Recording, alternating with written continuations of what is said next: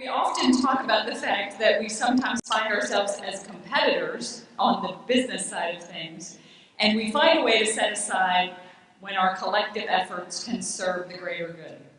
It takes selfless leaders to instill the principles that drive this sort of competitive cooperation, as we call it.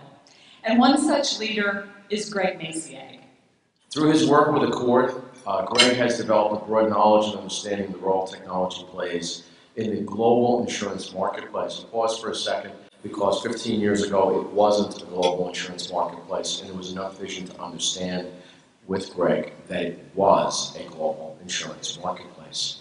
NetVU actually recognized his contributions by awarding Greg the Insurance Automation Award in memory of Wade S. Dunbar back in 2005, which we talked about at the table a few minutes ago. His staunch advocacy for the development of industry standards can be pointed to as a reason for the success the rest of us, all y'all, have achieved. John Quincy Adams once said, "If your actions inspire others to dream more, learn more, do more, and become more, you are a leader." And Greg, I know I speak for many of us in this room and beyond, whom you have mentored over the years, when I thank you for your service, your inspiration, and your leadership. Please come on up.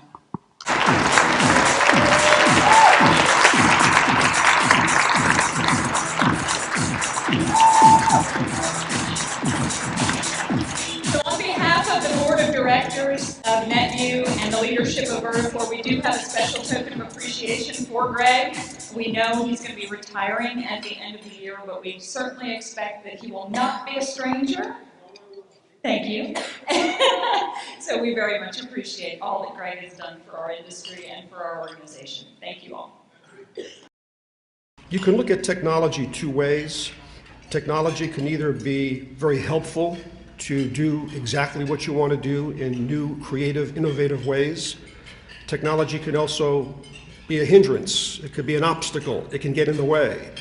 Part of what we do at Accord is to make sure that we help you and make sure technology does not get in the way, and make sure technology allows you to be more innovative and creative. And we do that by developing standards and making sure that all those different technologies and systems can connect with each other. So whether you're iPad, mobile, AMS systems, computer systems from carriers, web designs, everything can connect to everything else. So interoperability is a major, major challenge for everyone around the world and for us as well. Addressing legacy technology happens every place, not only here, obviously. Conversations about big data. What do we do with big data? Analytics is a conversation we've had with them in multiple markets. Once again, standards come into play there because a lot of what Accord's done historically with standards is to define record formats, structured data. And when we think of big data, most big data really is not structured at all. It's just about anything, pictures and letters and correspondence and so forth. So in order to do anything with big data, in order to get data from different sources, third parties, having standards really makes a lot of sense. Just think of the word premium and defining that, it's difficult enough. We're looking at plug-and-play standards. People want plug-and-play. They want us to do a lot more to support implementation around the world. So they say, Greg, Accord's great, you got standards on the shelf, but do more to get us implemented. Provide more services to us. Do more plug-and-play. And we're gearing up to do that, to provide more people on our staff who actually can assist with implementation.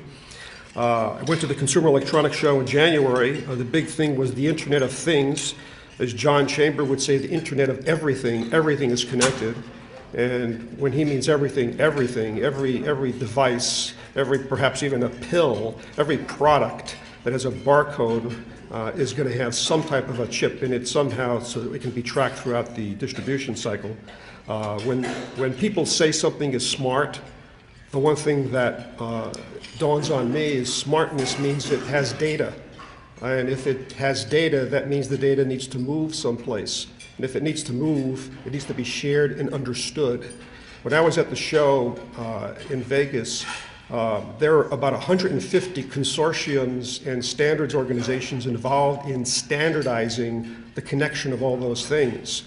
And that is a train wreck ready to happen. In fact, I spoke with the people responsible for standards at the Electronics Consumer Association, and they are very concerned about the multiplicity of standards that are being created. That's going to be very difficult. We're looking to work with them in some way to bring some sense to all of that, like we do with other organizations. Healthcare is one of them as an example. When I was in New York, we heard a lot of talk about, from senior executives about the driverless car, the Google. Sorry, that's my 10 minutes, but I'm going to go for a little while longer. just a little up. Okay.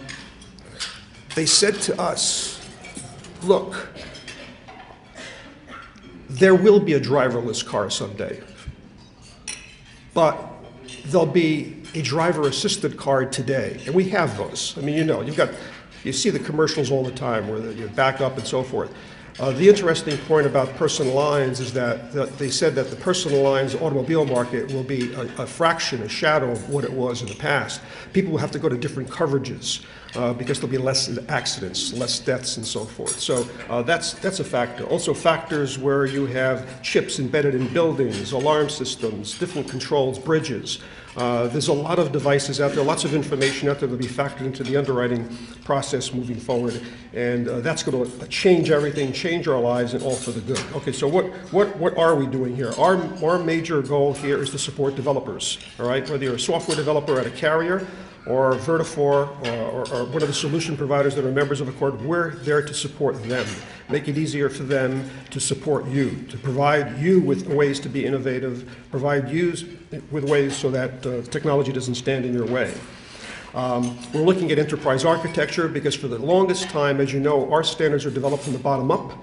But companies never looked at the standards from the top down. So with enterprise architecture, standards can be embedded in those frameworks, if you will, so that they can look at their entire organization, see what they need to do electronically, using technology, using Accord standards in all facets of the operation, top down, and we're doing that. We created an innovation challenge. In other words, we're looking for people to innovate our business.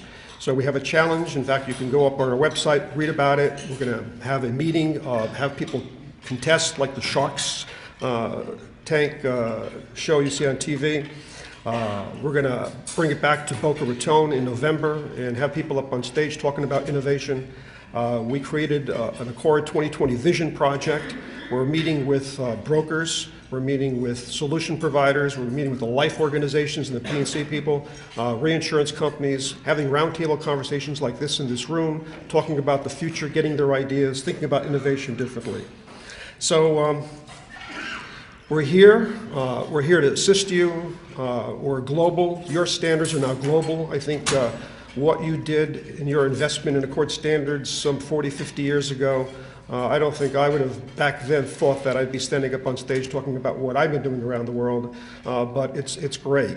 Every system I speak to, every area, every distribution system has similar problems, and they look at you for the guidance. They look at what we're doing here with you, and we're essentially paving the highway so that as you get more virtual, as you get more global, as you interact with partners who are much more global, you can connect the dots using Accord standards.